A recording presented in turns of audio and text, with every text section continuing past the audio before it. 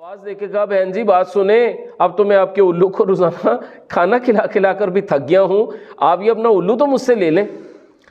ये टुकड़ा दोबारा कह दूं, हंसी आ गई है। जब थोड़े दिनों बाद बिस्मिल्लाहिर्रहमानिर्रहीम, मोहतरम सामईन, हज़रत मौलाना रूम रहमतुल्लाह ताला अलैह की मसनवी से बहुत खूबसूरत एक और वाक़या लिए दोबारा आपकी खिदमत में हाजिर हूँ।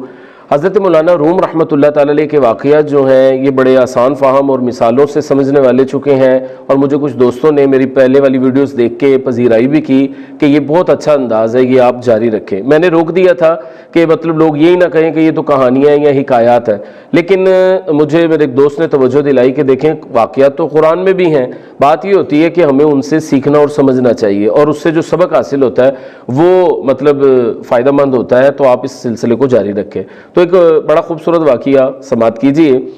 हज़रत मौलाना रूम रहमतुल्लाह ताला अलैह फरमाते हैं कि एक बूढ़ी औरत एक मरतबा बाज़ार में जाती है और जाकर एक दुकानदार से कहती है कि भाई मैंने आपसे एक बात करनी है, मैं आपसे पहले भी कपड़े ख़रीदती हूँ, आपकी जानी पहचानी मतलब आपकी ग्राहक हूँ। दुकानदार कहता है जी बहन जी ऐसे ही आप आती रहती हैं, हुक्म कीजिए। कहा भाई एक मसला बन गया है, वो ये कि हमारे ख़ानदान में एक अजीब सी रस्म है कि हम लोगों में अपनी बेटी को जहेज़ के साथ एक उल्लू भी तोहफ़तन देते हैं।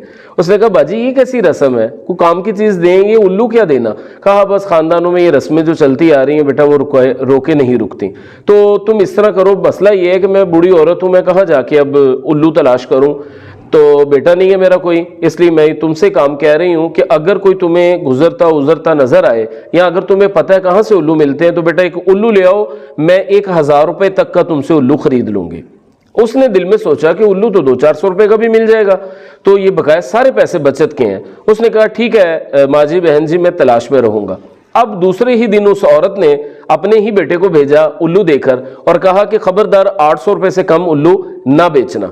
अब ये बाजार में लेकर उसका बेटा उल्लू आ गया और कहा जी उल्लू ले लो। उस आदमी ने कहा कि उल्लू, अभी कल ही तो उल्लू का जिक्र हुआ है। उसने उस लड़के को अंदर बुलाया और कहा कितने का बेचोगे। उसने कहा जी 1000 रुपए का दूंगा। उसने कहा 1000 रुपया क्या हो गया, इतना महंगा तो नहीं होता उल्लू, तो कम करो, 500 कर लो, 600 कर लो। लेकिन उसने कहा कि मैंने 800 से कम ये उल्लू नहीं देना।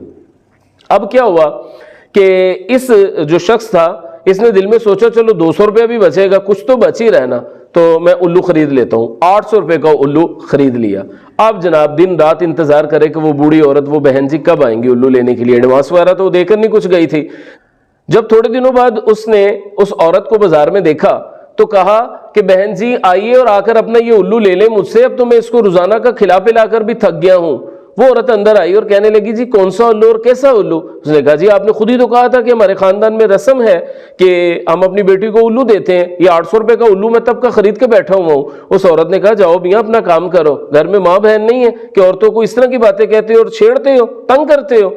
ये शोर सुन के जब दूसरे दुकानदार भी इकट्ठे हुए तो सबने यही बात कही कि यार खुदा का नाम लो, कोई अपनी बच्चों को जहेज में उल्लू भी देता है, क्या पागल बना रहे हो सबको। यूं उसको वो उल्लू जो है अपने पास ही रखना पड़ा। 800 का उस शख्स को नुकसान हो गया। ये भी एक वाकया पुराना है, तो ये 100 में आपको समझ आ रहा है। आज के हिसाब से आप देख सकते हैं कि हमारी करेंसी कहां तक पहुंच चुकी है, तो इस हवाले से खुद ही इस वाकये से समझ लें कि उसको कितना नुकसान हुआ होगा। हजरत मौलाना रूम रहमतुल्लाह ताला अलैह ये वाकया सुनाकर समझाते हैं कि जिस तरह उस औरत ने उसको उल्लू बना दिया और उल्लू खरीदने पर मजबूर कर दिया, बिल्कुल इसी तरह शैतान हमें गुनाह जो है ये बड़े खुशनुमा दिखाकर हमें भी उल्लू बना देता है, और जब वो हम गुनाह कर बैठते हैं तो बाद में हमारे पास पछतावे और नदामत के अलावा कुछ नहीं होता। जिल्लत होती है, शर्मिंदगी होती है और बस औकात मार भी पड़ जाती है। तो इसलिए नफ्स और शैतान के हीलों से हमें बच के रहना चाहिए। आजकल के दौर का एक वाकया मुझे याद आया। एक मरतबा एक आदमी जो था वो एक दुकान में गया और कहने लगा कि आप मुझे इस नंबर का एक दाएं पांव का चप्पल दिखा दें, मैं अपनी घर बीवी को पसंद करवा के और मतलब पांव में दिखा के अगर फिट है तो आकर आपसे दूसरा पांव भी ले जाता हूं। आदमी ने सोचा ये एक पांव का क्या करेगा, उसने उसको वो जूता दे दिया। अब ये घर जाता है और घर जाकर मतलब अपनी वो चेक करवाने के लिए ले गया। اب شام تک جب واپس نہیں آیا آدمی نے سوچا یار وہ ایک جوتی لے کر بھی نہیں آیا اور ایک ہی لے گیا، اس کا کیا کرے گا؟ ابھی یہ دکان کے باہر کھڑا سوچ ہی رہا تھا کہ ساتھ دکان والے نے کہا کیا سوچ رہے ہو؟ کہا یار میں پریشان ہوں، آج ایک آدمی آیا اور دائیں پاؤں کے اس سٹائل کی اس نمبر کی جوتی ساتھ لے گیا۔ اس نے کہا پریشان ہونے کی ضرورت نہیں، وہ بائیں پاؤں کی اسی نمبر کی اسی سٹائل کی جوتی میری دکان سے لے گیا، تو اس کا جوڑا ہو گیا ہے مکمل۔ تو یوں جیسے یہ نوسر باز لوگ دنیا میں آج بھی پاگل بنا دیتے ہیں، شیطان تو صبح و شام ہماری رگوں کے اندر خون کی طرح تیر رہا ہے۔ حدیث ہے حضور صلی اللہ علیہ وسلم کی، اور یہ ہمیں بہکا رہا ہے، تو اس کے بہکاموں سے ذرا چکنے رہیے۔